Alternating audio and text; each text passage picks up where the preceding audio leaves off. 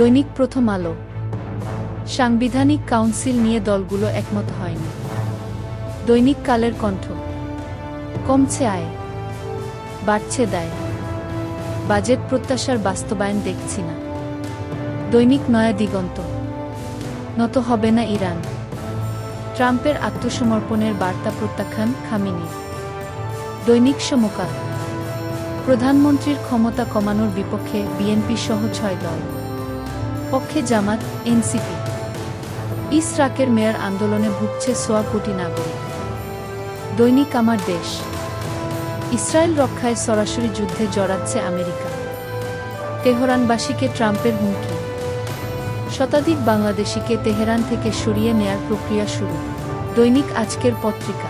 Iran Israel যুদ্ধের ৬ষ্ঠ দিন, ট্রাম্পের হুঙ্কার। অগ্রাহ্য ইরানের। মিত্র ইরানকে হারিয়ে গুরুত্বপূর্ণ হয়ে উঠতে পারে রাশিয়া। ইরান থেকে ৭০ বাংলাদেশিকে ফেরানোর প্রস্তুতি। জনগণ সরকারকে শত্রু মনে করে ডক্টর ইউনূস। দৈনিক আমাদের সময়। আত্মসমর্পণ করবে না ইরান, ট্রাম্পের হুমকি। প্রত্যাখ্যান খামেনির। এনসিপি ও রাষ্ট্রপতি নির্বাচন নিয়ে ঐক্যমত হয়নি। দৈনিক বাংলাদেশ প্রতিদিন। হোলি আর্টিজেন হামলা, ৭ জনের আমৃত্যু কারাদণ্ড, এর পূর্ণাঙ্গ রায়। সচিবালয় ফের উত্তপ্ত। রোহিঙ্গা বিদ্রোহ, ঝুঁকি দেখছে ক্রাইসিস গ্রুপ। দৈনিক ইত্তেফাক। আত্মসমর্পণ করবে না ইরান, যুদ্ধে জড়াতে পারে যুক্তরাষ্ট্র।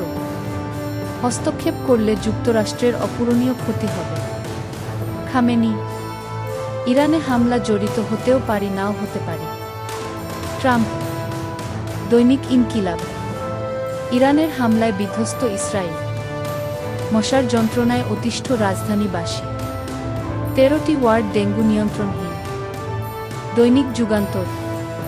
ইরান ইসরায়েল তুমুল লড়াই, বিপজ্জনক আগামী ২৪ ঘণ্টা। রণসাজে যুক্তরাষ্ট্র, ব্রিটেন। দৈনিক জনকণ্ঠ। নির্বাচনের তফসিল ডিসেম্বর-এ। করোনায় আক্রান্ত আরও ২৮ জন, হাসপাতালে ভর্তি ২১২ ডেঙ্গু রোগী।